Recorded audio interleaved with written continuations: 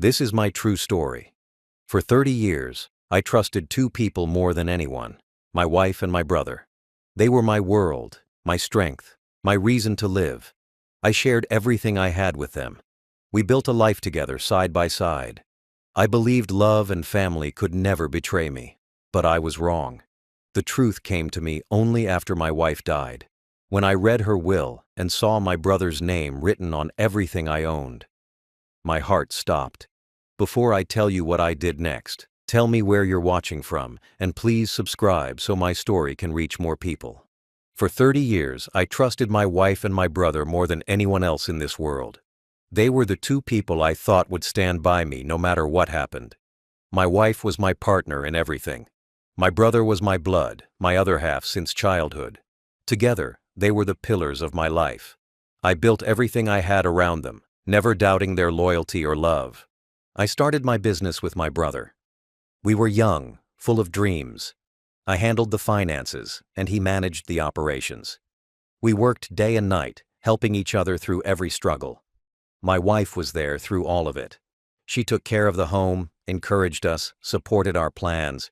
She cooked for us, prayed for our success, and reminded me to rest when I worked too long. Life felt complete. When money was tight, we shared everything. When we had success, we celebrated together. There was no jealousy, no arguments. At least, that's what I believed. We built our company from a small repair shop to a business that employed dozens of people. I was proud of what we achieved together. My brother and I often said we owed everything to teamwork and trust. Those words meant everything to me. At home, my wife and I had our small routines. Morning tea together, evening walks when I returned from work. She smiled when I spoke about new business deals. She helped me choose clothes for meetings. I thought I was the luckiest man alive. A loyal wife, a trustworthy brother, a peaceful home. Even during difficult years, when business slowed down or when health problems came, they never left my side. Or at least, that's what I thought. My brother stayed late at the office to handle extra work. My wife said she was proud of him. I often thanked him for helping so much. He never asked for extra pay. I called him the backbone of our company. When my wife's parents passed away, she took it hard. My brother and I tried to comfort her. He was there for her when I was busy with business meetings. I didn't see anything wrong with that. He was family. I trusted him like my own shadow. I believed she needed company, someone to talk to. I thought I was lucky to have a brother who cared so much for her as well. We celebrated birthdays together, holidays together, everything together. I had no idea what was happening behind those smiles. Looking back now, I see how blind I was. But at that time, I never questioned anything. I believed loyalty was something that came naturally to people you love. I didn't need proof. I trusted my wife completely. I shared every detail of our accounts, properties, and plans with her. She managed most of the paperwork and documents because she was more organized. My brother handled the contracts. I signed whatever they brought me because I believed they were doing what was best for our family. That's how much I trusted them. When my wife wanted to handle her own finances, I agreed. When she said she wanted to put some things in family names for safety, I didn't ask questions.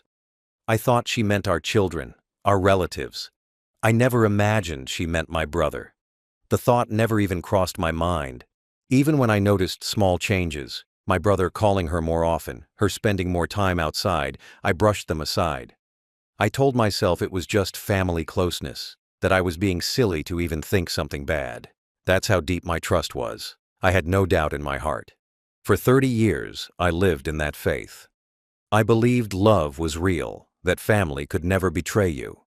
I believed that trust, once given, was sacred. I thought I had built a perfect life around honest hearts. I had no idea that both of them, the two people I loved the most, were quietly tearing it apart piece by piece while smiling at me. My marriage was built on love, or at least that's what I believed. I met my wife when I was still struggling to build my business. She stood by me when I had nothing. I thought she loved me for who I was, not for what I had. We started with small things: a rented house, simple meals, long walks in the evenings. She used to say that all she needed was me, and I believed every word. When we finally had enough money to buy our own house, I gave her the keys first. I told her it was our new beginning. She smiled and hugged me. That day was one of the happiest of my life. I thought we were building a life together, one step at a time. She managed the home perfectly. Everything was in order: the bills, the cleaning, the groceries. I worked long hours at the company with my brother while she made sure the home stayed warm and welcoming. When I came home tired, she had dinner ready. She asked about my day, and I told her everything. I never kept secrets from her. She was my wife, my partner, my world.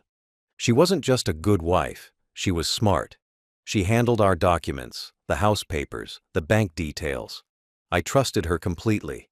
She was better with numbers, so I let her handle the accounts. She often met with my brother to discuss company finances. I thought it was teamwork. I was proud that my family worked together.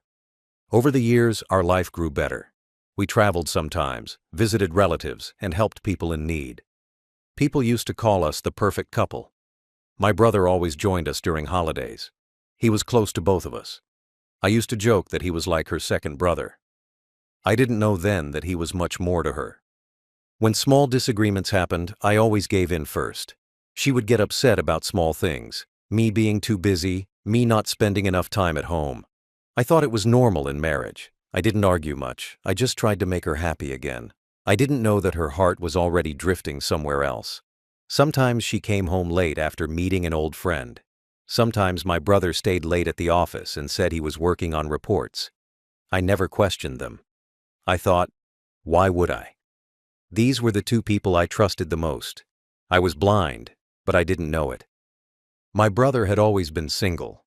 I used to tell him to find someone and settle down. He always laughed and said he didn't need to rush.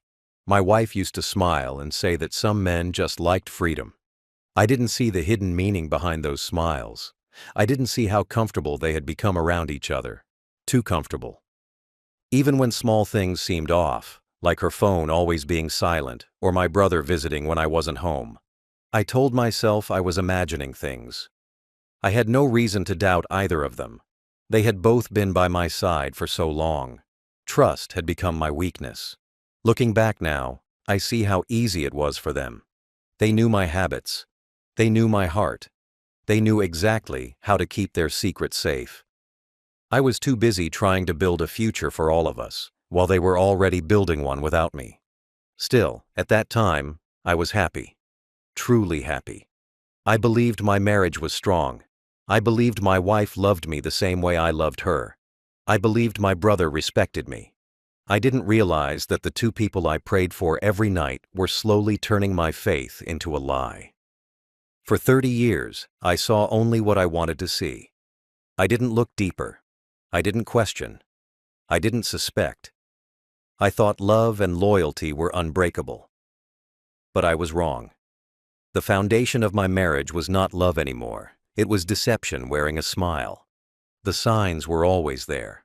I just didn't want to see them. It started small, in ways that didn't seem important at first. My wife stopped asking about my day. She started eating dinner before I came home. She said she was tired, that she had headaches. I believed her. I thought maybe she was just stressed. I told her to rest more, to take care of herself. I didn't realize she had already drifted away from me. My brother, too, began to change. He stopped calling me as much. He used to visit me almost every day, but then he said he was too busy with work. I noticed he avoided looking me in the eye during meetings. When I spoke about company matters, he nodded quickly, like he didn't want to talk. I thought maybe he was just overworked. I didn't see that his guilt was starting to show. They both began spending more time together, but it seemed natural. My wife said my brother was helping her with paperwork. He said she was helping him with accounting. I saw them laugh sometimes, share quiet conversations, and I smiled because I thought they were just close as family. I had no idea what those smiles really meant. Sometimes, when I came home early, I found my wife startled, like she didn't expect me. Her phone would light up, and she'd hide it quickly. I never asked who it was. I trusted her too much to think anything bad. When she went out for errands and stayed longer than usual, I didn't question it. I didn't want to be the kind of husband who doubted his wife. One evening, I came home and found my brother sitting in the living room alone. He said he was waiting for me, but his face looked uneasy. My wife came out of the kitchen a few minutes later, her face flushed. I thought maybe she had been cooking. I didn't ask questions. I ignored the tension in the air. I told myself it was nothing. They began to whisper more when I was around. I noticed how quickly they changed topics when I entered the room. I told myself I was being paranoid. I didn't want to believe that the two people I loved most could hide something from me. It was easier to lie to myself than to face the truth. At work, my brother started taking more control. He made decisions without consulting me. He said it was to save time. I didn't argue. I trusted his judgment. After all, we had been partners for years. He started handling money transfers and paperwork directly. I thought he was just being responsible. Then came the coldness. My wife's eyes didn't hold the same warmth anymore. When I spoke, she nodded but didn't listen. The little kindness between us faded slowly, like a candle burning out. I felt the distance but didn't know how to fix it. I tried taking her out for dinner, bringing her gifts, showing her affection. She smiled politely but looked away when I reached for her hand. I didn't know I was already a stranger in her heart. My brother avoided family gatherings. When I asked why, he said he was busy. My wife always defended him, saying he worked too hard. I believed them both. I didn't see how their excuses always matched, how their stories always fit perfectly. Even our employees started acting strange. Sometimes they exchanged looks when I mentioned my brother's name. I thought it was about work issues. Maybe they knew something I didn't. Maybe they had seen things I couldn't. But I was blind. I refused to see betrayal hiding in plain sight. Then one night, I walked past my wife's room and heard her crying softly. I asked if she was okay, and she said it was nothing. She turned away from me, pretending to sleep. I stood there for a moment, feeling helpless. I wanted to comfort her, but something told me she didn't want my comfort anymore. I turned off the light and walked away, still believing everything would be fine. I should have known then that something was wrong. The distance, the silence, the small changes, they were all signs. But I trusted too deeply. I believed love and family were stronger than lies. I didn't realize I was already living in the middle of a betrayal that had been growing quietly for years. When my wife fell ill, my whole world stopped. The signs had been there for months, but she kept saying it was only stress. Then one morning, she fainted in the kitchen. I rushed her to the hospital. The doctors said her condition was serious. I stayed beside her bed every single day. I held her hand, fed her soup, and told her that she would get better. I didn't leave her side, not even for a night. My brother came to visit often. He brought flowers, medicine, and sometimes food. I was grateful. I thought he cared for her like a brother-in-law should. When I needed a break, he stayed in my place. I never thought twice about it. I was just thankful someone else loved her enough to help. The days turned into weeks. Her body grew weaker, but I still believed she would recover. I refused to imagine life without her. I prayed every night for a miracle. I promised that if she got better, I would take her anywhere she wanted. I told her we'd start fresh. She smiled faintly and squeezed my hand. That was the last time she truly looked at me. Then came the night I will never forget. The machines beeped slower and slower until they stopped. The nurse looked at me with sad eyes. I felt the ground fall beneath me. My hands trembled. I called her name, but she didn't answer. My brother stood behind me, silent. I fell to my knees beside her bed. The woman I had loved my entire life was gone. I buried her with respect, the way she deserved. I bought the best coffin, arranged a simple but beautiful ceremony. People came, cried, said kind words. My brother stood next to me, pretending to be strong. I thought he was mourning with me. I didn't know that deep inside, he was hiding something far darker than grief. For days, I couldn't sleep. The house felt empty, too quiet. I kept her clothes folded, her perfume bottles untouched.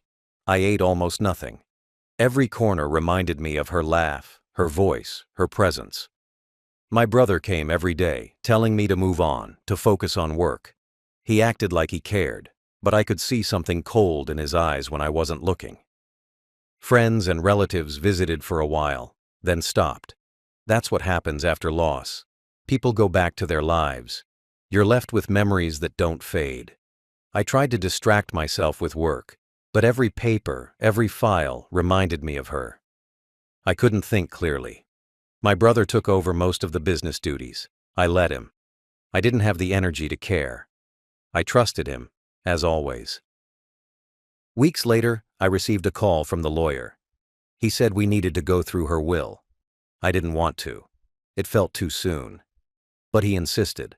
I went, thinking it was a simple matter. Small savings, jewelry, maybe her personal things.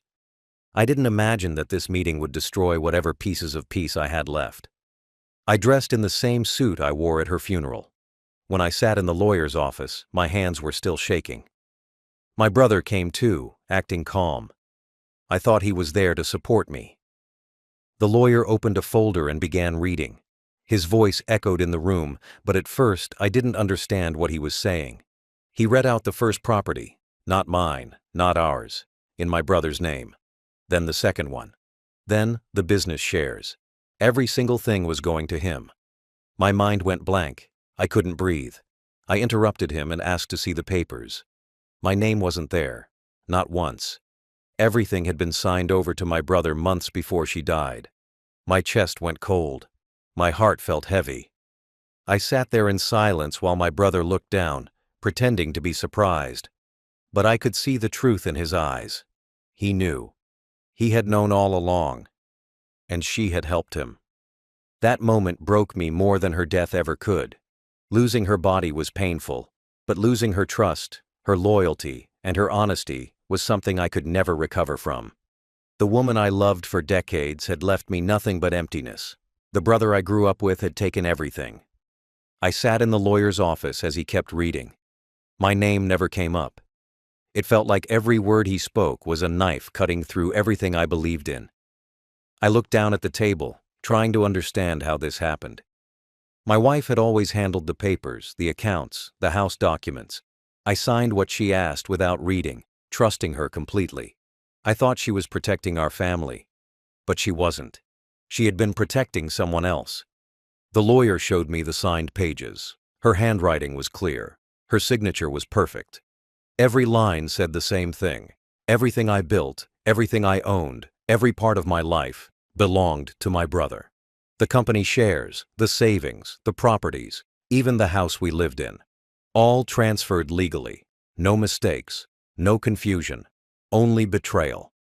I couldn't believe it at first. I thought maybe someone forced her. Maybe my brother had tricked her. But the dates on the documents were from months before she died. She wasn't confused then. She wasn't sick yet. She knew what she was doing. She did it with a clear mind. The lawyer said he was sorry. I didn't hear the rest. My ears rang. My head spun. I looked at my brother. He sat there quietly, pretending to be shocked, but his hands gave him away. They were shaking. Not from surprise, but from fear of being exposed. He couldn't meet my eyes. I realized in that moment that he had been waiting for this day, waiting for me to lose everything so he could have it all. I left the office without saying a word.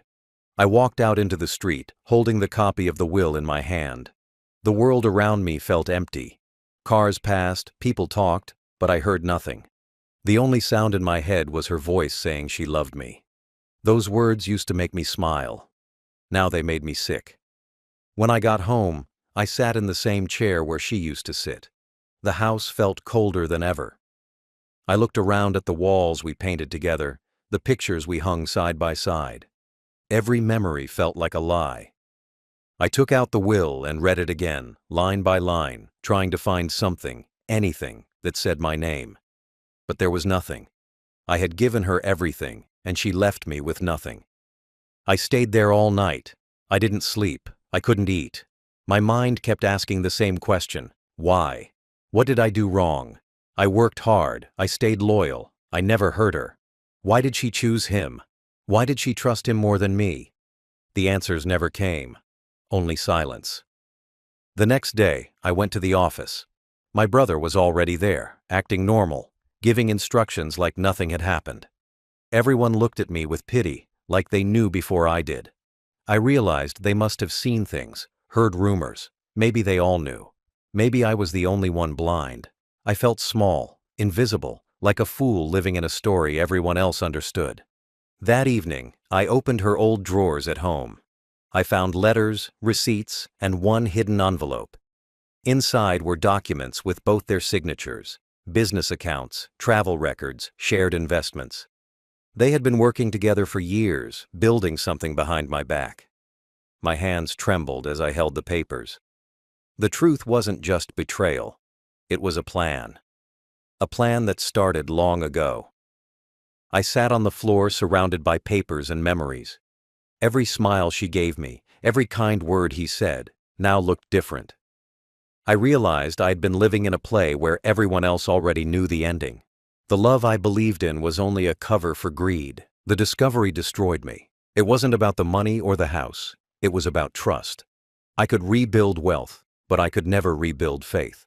The two people I had built my world around had joined hands to destroy it. That night, I stopped being the man I used to be. Something inside me died quietly, without a sound. The shock did not come all at once. It came slowly, like a wave that refused to stop hitting me. I kept thinking there had to be a mistake. Maybe the lawyer read it wrong. Maybe there was another will. I called him the next day to ask if he was sure. He said yes. The papers were real. Everything was signed, witnessed, and approved. It was all legal. I had lost everything, not to strangers, but to my own blood. I sat in my car for hours after that call. I couldn't move. My hands were cold, my heart heavy. I kept looking at the steering wheel, trying to remember the last time I felt truly safe. It was years ago, before the lies, before the hidden deals. I realized I had spent decades building a life for people who only waited for me to fall. The next time I saw my brother, I looked at him differently. I saw not the boy I grew up with, but the man who took my name off every piece of paper that mattered. He smiled when he saw me. That smile made my stomach turn. It wasn't kindness anymore. It was victory. I didn't say a word. I couldn't. That night, I went through every document I had left at home. Old files, letters, even photos. I wanted proof that what I felt wasn't real, that there had been love once. But every picture looked fake now. Every smile, every hug, every shared meal. They were all part of a lie. It was as if my entire past had been rewritten in front of my eyes. I didn't sleep. I couldn't stop thinking about the day I first introduced my wife to my brother. How proud I was. How happy I felt seeing the two most important people in my life getting along. Now that memory felt like a cruel joke. I had invited my own betrayal into my home and thanked it for staying. The next morning, I drove to the office. I wanted to look at my company one last time. My brother was already there, sitting in my chair. The same chair I had bought 20 years ago when we first opened the business. He greeted me like nothing had happened. My nameplate was already gone. A new one, with his name, was on the desk. That moment hit harder than any punch could. It wasn't just betrayal, it was erasure. I turned around and walked out without saying a word. Every employee looked at me with pity. Some nodded, some looked away. I realized they all knew. They had watched the shift happen slowly, while I stayed blind. That shame cut deeper than anger ever could. I had been the boss, the leader, the one who believed in family. Now I was the fool everyone whispered about. When I reached home, I found one of my wife's old letters on the table. It was about her wishes for the future. Her handwriting was neat, gentle. She wrote about making things easier for the family. At the time she wrote it, I probably smiled and told her not to worry. Now, reading it again, I saw every line differently.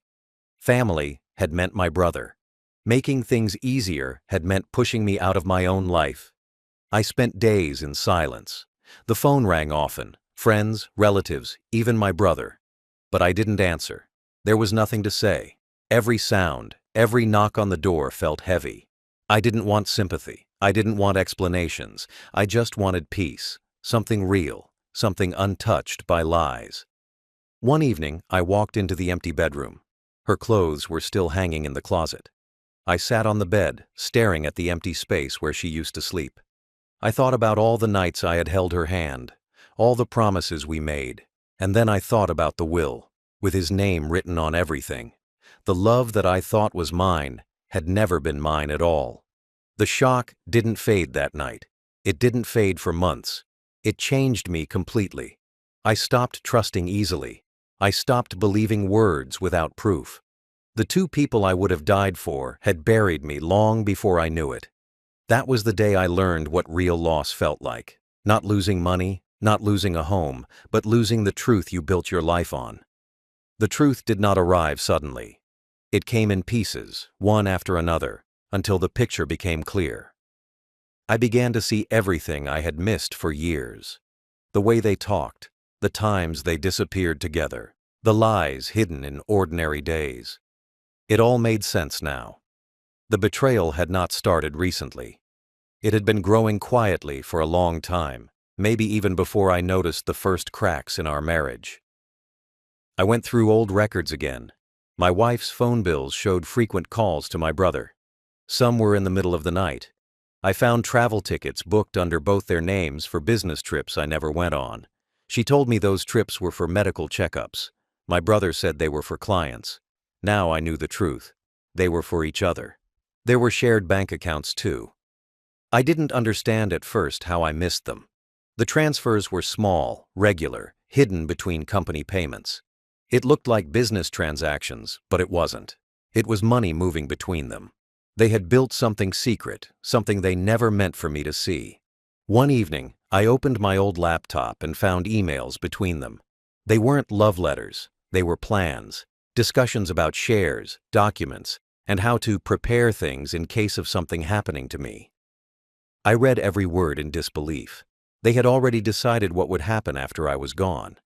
My wife wrote about how he would handle things better, how she trusted him more than me.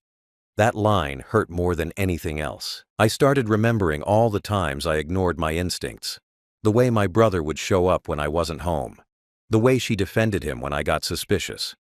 I told myself it was family loyalty, but it was something else. Every excuse, every explanation had been a carefully built lie. The truth hit harder than any illness, harder than her death. I realized that while I was busy working to build a future for us, they were working behind my back to take it away. I felt foolish for being so blind. I thought loyalty was something you earned with love, but they taught me it was something people used until they didn't need you anymore. I found one picture in her drawer that confirmed everything. It was a photo of her and my brother standing together at a resort. It was dated 2 years before she died. They looked happy, free, as if nothing about their life was wrong. I stared at that picture for a long time before tearing it into pieces. That was the moment I accepted the truth. They had planned everything. They made me sign documents under the excuse of tax reasons and legal adjustments. I never checked because I trusted them. I thought we were protecting our assets together. I didn't realize I was handing everything over, even the will. She must have written it under his advice, making sure I'd have nothing left once she was gone. The truth burned inside me, but I didn't shout, didn't cry. My body was tired. My heart had no energy left for anger. I just sat there, staring at the papers, trying to remember what it felt like to trust someone. I realized I couldn't even trust myself anymore. I had believed lies for so long that the truth felt like poison. For weeks, I stayed away from everyone. I didn't talk to my brother again. He tried to call a few times, maybe to see if I'd fight for something, but I never answered. I didn't want his voice near me. Every word from him would only remind me of how deep the betrayal went. I didn't even visit my wife's grave again. I had buried her once in the ground. I didn't need to bury her again in my mind. The truth changed me completely. It took away the man I used to be. I stopped seeing people the same way.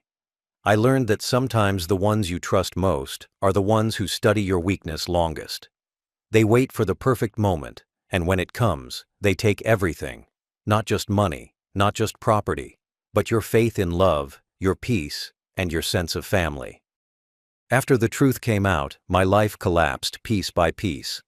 Everything I once owned was gone, and everything I believed in was broken. I woke up each day not knowing what to do or where to go. The house I built, the business I created, the love I trusted, all of it was taken from me by the two people I gave my life to. I walked through my days like a ghost. I didn't eat properly. I barely slept. I kept replaying everything in my head, every memory, every word, trying to find the moment when everything began to fall apart. I couldn't find it. The betrayal had been so quiet, so slow, that it became part of my life without me realizing. My brother moved into my house soon after the will was executed. He didn't waste time. He acted like it was his all along. He told people he had helped me manage things, like I had handed him the power willingly. I didn't even try to stop him. I didn't have the strength. I had already lost the battle before it started.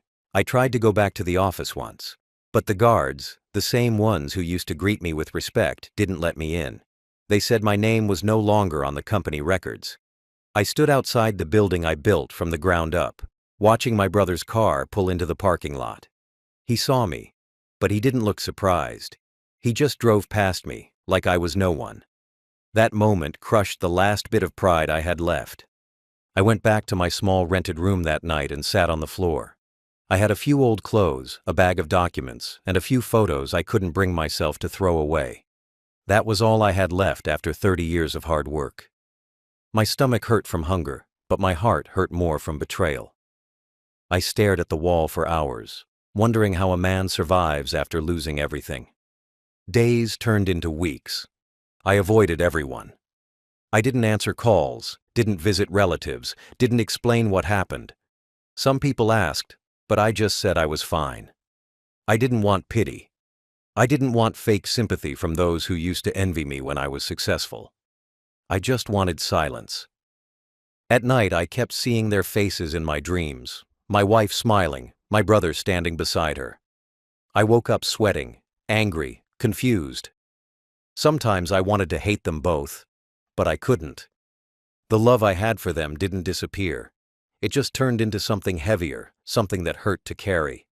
I hated myself for still caring. My health started failing. The stress, the sleepless nights, the pain, it all caught up to me. I didn't have money for expensive treatment anymore. I went to a small clinic, paid what little I had, and came home with a few pills. The doctor said I needed rest. I almost laughed. How do you rest when your mind doesn't stop running? One day, I passed by my old house. The gate was freshly painted, the garden cleaned. I saw my brother standing in the yard, talking on the phone. He looked happy, powerful, like the world belonged to him. For a moment, I wondered if he ever felt guilt. Maybe he didn't. Maybe betrayal doesn't hurt the one who commits it, only the one who trusted. I didn't go inside. I just stood across the street for a few minutes, remembering the day I built that house brick by brick. Every corner, every wall had a story. I used to imagine my wife and me growing old there, watching the sunrise together. Now, it wasn't my home anymore. It was just a place that reminded me of everything I lost. That day, as I walked away, I realized something. I had spent my whole life trying to keep everyone happy, my wife, my brother, my family. But I had forgotten to protect myself. I gave my trust too freely, thinking love would keep it safe. But love doesn't always protect you. Sometimes it blinds you until it's too late. The collapse of my life wasn't loud. It didn't happen in one moment. It was slow, silent, and painful. Like a building falling apart from the inside while looking perfect from the outside. That's what betrayal does. It destroys quietly, until there's nothing left but dust and memory. After everything fell apart, I had to start over from nothing. I didn't have money, property, or family anymore. The people I trusted most had taken everything I worked for. The pain didn't end when the papers were signed. It stayed inside me, heavy and sharp. I woke up every morning feeling lost, like I didn't belong anywhere. The first few weeks were the hardest. I stayed in a small rented room with one bed, one chair, and a cracked mirror. I used to own a mansion. Now I had 4 walls that smelled of dust. I cooked simple food, sometimes just rice and tea. I learned to live quietly because silence was easier than facing people who pitied me. I thought about my wife every day, but not with love anymore. I thought about her lies, her coldness, her choices. I remembered how she used to smile at me while hiding secrets behind that smile. I asked myself how a person could love and betray at the same time. I never found an answer. My brother became rich overnight. He had my company, my home, my cars, everything. People praised him for being successful. But I knew what built his success. My sweat, my work, my trust. I didn't fight him legally. I could have gone to court, tried to claim something back, but I didn't. I was tired. Tired of fighting for people who had already thrown me away. Sometimes I saw my brother on TV. Interviews, business events, celebrations. He looked proud, confident, untouchable. I wondered if he ever thought of me when he looked in the mirror. Did he feel guilt? Did he ever hear my voice in his mind? Maybe not. Some people can bury shame as easily as dirt. Friends stopped visiting. Some were scared to be seen with me. Some said they didn't know what really happened. Others just didn't care. It's strange how quickly people disappear when your money does.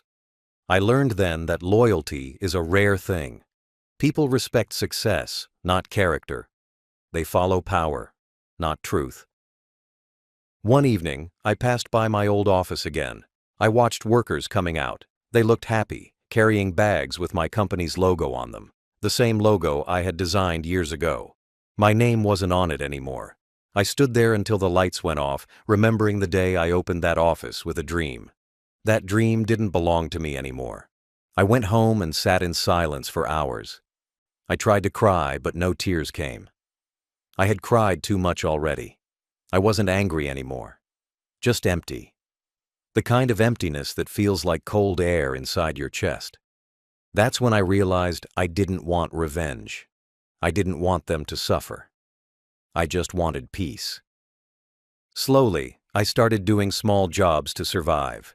Fixing things, helping at shops, cleaning cars. People didn't know who I was, and that was fine. I didn't tell anyone my story. I didn't want sympathy. I wanted to live quietly, without lies, without false love. I wanted to wake up and know that no one around me was pretending. Years passed like that. My hair turned gray, my hands got weaker, but my heart became stronger. I learned how to live with pain, how to let go of everything that once defined me. I stopped waiting for apologies. I stopped expecting justice. I just accepted what life had done to me. Sometimes, I still dream of my old life. I see my wife smiling, my brother laughing, my home full of light. Then I wake up, and the silence reminds me that none of it was real. It was all built on trust I gave too easily. The aftermath of betrayal is not fire or chaos. It's quiet. It's the silence after the noise stops. It's the moment you realize the people you loved were only actors in a story you didn't write. And you're left with the ending you never wanted. I live alone now. My days are quiet. I wake up early, make tea, and sit by the window watching the sun rise. I no longer rush anywhere. There's no office to run, no people waiting, no responsibilities left. Sometimes silence feels heavy, but at least it's honest. Silence does not lie to me. I rent a small house outside the city. It's simple but clean. I fix things myself, grow a few plants in the backyard, and spend evenings watching old movies. I have few neighbors, and I rarely talk to them. It's easier that way. I stopped trusting people a long time ago. I don't let anyone get close. I can't. Every once in a while I see something on the news about my brother or the company. They still use my ideas, my systems, my name hidden behind new labels. I don't feel anger anymore. I just feel distance. That life doesn't belong to me now. It feels like it happened to someone else, not me. Sometimes I think about my wife. I wonder if she ever regretted what she did. Maybe in her last moments, she thought about me, about what we used to have before greed took over. Or maybe she died believing she did the right thing. I'll never know. The only thing I know for sure is that the woman I loved died long before her body did. Trust used to be everything to me. I thought it was the foundation of love, family, and friendship. But now I understand that trust can destroy a man faster than hate. Hate you can fight. Betrayal you can't. It comes from behind, quietly, from the people you least expect. It kills without noise. There was a time when I wanted revenge. I thought about taking back everything, making them suffer the way I did. But as time passed, I realized revenge doesn't fix anything. It only keeps the pain alive. I wanted peace, not more fire. So I walked away from it all. I left the city, the company, the people who knew me. I became invisible, and I found peace in that. I started reading again, something I hadn't done in years. I read about people who lost everything and still found ways to live again. Their stories gave me strength. I realized that pain doesn't have to end your life. It can also rebuild it. You just have to stop letting it control you. Sometimes I see families walking by my window. A father, a mother, children laughing. I smile, but deep down, I feel a small ache. I used to have that. I used to believe in that. Now I know that even the closest people can turn into strangers overnight. It's not their betrayal that hurts the most. It's realizing how much of yourself you gave to them before they did it. I learned to live with less. I don't need wealth or luxury anymore. I don't need recognition or praise. I just need peace. I've learned that peace is more valuable than gold, and honesty is more precious than love without truth. I don't speak to my brother anymore. He tried reaching out once, maybe out of guilt, maybe out of fear that time would expose him. I didn't answer. I don't need his voice to remind me of what he took. I already live with that reminder every day. I forgave him silently, not for him, but for myself. Forgiveness is not about forgetting. It's about refusing to carry their weight any longer. Now, when I look back, I see my life in two parts. The first was built on trust. The second was built on truth. The first one broke me. The second one keeps me alive. I no longer ask why things happened. I accept that life teaches through pain. Some lessons you can only learn when you lose everything. I still believe in kindness, but not in promises. I still believe in love, but not in blind faith. I still believe in life, even when it hurts. I may have lost my home, my company, my family, but I found something greater: clarity. And that, in the end, is worth more than anything they could have stolen.